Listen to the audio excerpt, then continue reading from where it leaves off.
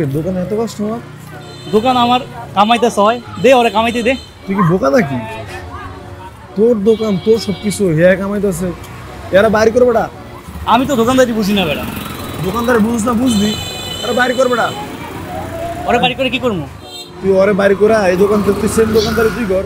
এই সেম দোকান? হ্যাঁ, তোর মাথার মধ্যে হে বরে গিয়ে গেছে, তুই বুঝিস না। আমি দোকান দিলে চলবো তো?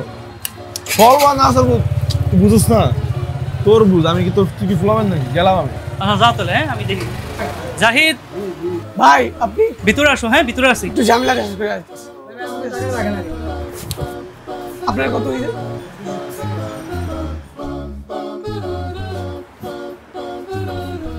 আসসালামু আলাইকুম ভাই, কেমন আছেন? ভাইয়া আমি আপনি আসলেন কেন এত কষ্ট করে? সমস্যা নেই, আমার একটু টাকা আমি বিকালে দিয়ে আসতাম। আমার টাকা দরকার ছিল তো এই জন্য আমি আসতে। ঠিক আছে কি করেন ভাই? না না বসো বসো, তোমার সাথে আমার কথা আছে। তোমার সাথে তো আমার গত মাসে চুক্তি শেষ হয়েছে না? এটা নিয়ে আমি আজকে কথা বলতে চাইছিলাম যে শুনকা টাকা দিব। আচ্ছা কথা বলা লাগবে না, তুমি আগামী মাস থেকে দোকান খালি করে দিও। কেন ভাই? তুমি আগামী মাস থেকে দোকান খালি করে দিও, আমার দোকান লাগবে। ভাইয়া এত কষ্ট করে দোকান জমাইছি, কাস্টমার ভিড় করলাম, এখন যদি বলেন এই কথা ভাই কিভাবে কি করব? এখন আমার কি করার আছে বলো? আমি দোকানদারি করব। আপনি এই দোকানদারি করবেন? হ্যাঁ আমি এই দোকানদারি করবো, সমস্যা কি? আমার দোকান আমি খালি রাখবো, তাহলে ভাড়া দেবে, এটা আমার বিষয়। তুমি তোমার বলছো দোকান খালি করতে নাকি, তুমি দোকান খালি করবা। ঠিক আছে ভাই কেমনি কি করবো? কেমনি কি করবে সেটা ম্যানেজ করো, এটা শিখাইতে হবে নাকি? ম্যানেজ করো তুমি। ভাইয়া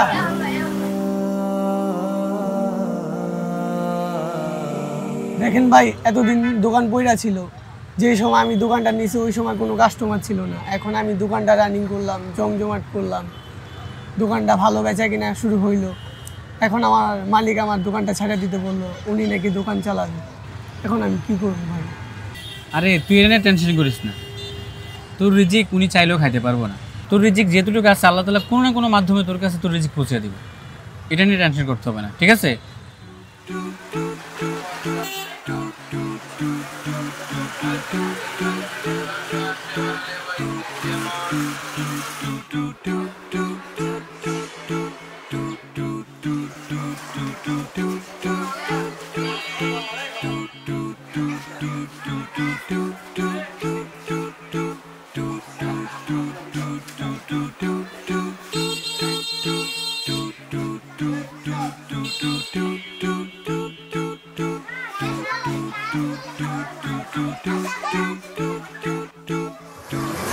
জাহিদ ভাই একটা জুস দেন তো ভাই।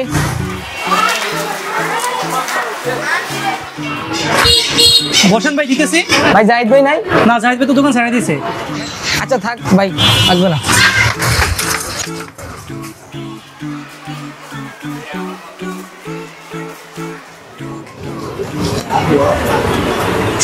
ভাই ভাই জাহিদ ভাই নাই? না নাই।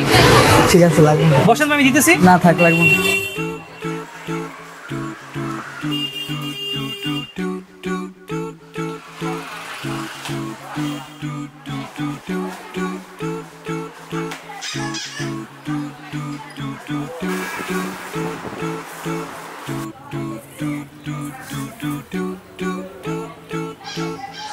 ডেলি ডেলি কাঁচামালগুলা কাইতে রাখি, কিন্তু কাস্টমার নাই।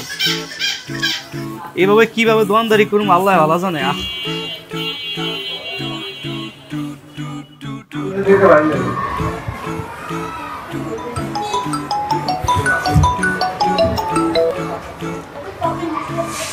হ্যাঁ হ্যাঁ আমি তাহলে এখন চলে আসতেছি। আর দূর কি দোকানদারি করবো, দোকানে কাস্টমার নাই, কিছু নাই। আচ্ছা আচ্ছা রাখ, আমি আসতেছি।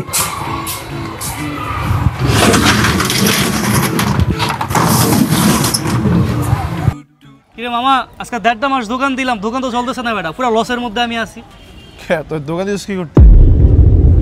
তুই নিজেই তো গেলে দোকান দিতাম আমি। তুই তুই দিছিস ভালো কথা, সমস্যা কি? সমস্যা কি না আমি বুঝছি, সমস্যা কি? দাঁড়া। হ্যাঁ জাহিদ, হ্যাঁ কোথায় আছো ভাইয়া তুমি?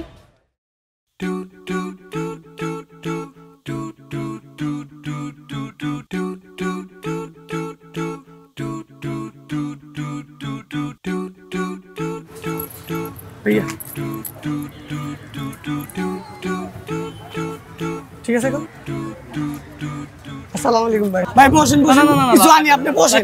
লাগবে না। ভাই হঠাৎ কল দিলেন, জরুরি কোনো কথা আছে কিনা?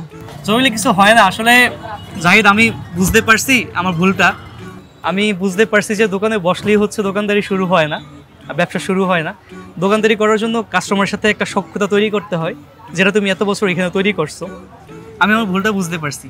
এক কাজ করো, তুমি আবার দোকানটা নিয়ে নাও আমার। ভাইয়া আমি তো আর দোকান নিতে পারবো না। কেন? এটা তো আমি কর্মচারী না, তো এটা তো আমার নিজের দোকান। তোমার নিজের দোকান? জি ভাইয়া। তাহলে আমি এখন কি করবো ভাই? এক কাজ করতে পারো, স্ট্যান্ডের এখানে তো ফুডকার্ট খুব ভালো চলে, তুই ওখানে একটা ফুডকার্ট দে, আশা করি ভালো কিছু করতে পারবি। ভাই ওখানে দিলে তো একটা টাকা পয়সারও ব্যাপার স্যাপার আছে, অনুমতির একটা ব্যাপার স্যাপার আছে, কেমনি কি করবো ভাই? অনুমতি নিয়ে টেনশন করতে হবে না, অনুমতি আমি ব্যবস্থা করবো। আর তোরা তো সবাই চিনে, তো আশা করি সমস্যা হবে না। আর আর্থিক ব্যাপারটা তুই শুরু কর, আমি তোরে আপাতত 50,000 টাকা দেই, তুই দোকান শুরু কর। তুই যদি মোটামুটি স্বাভাবিক হয়ে যাব তখন তুই আমার টাকা ব্যাক দিস, সমস্যা নেই।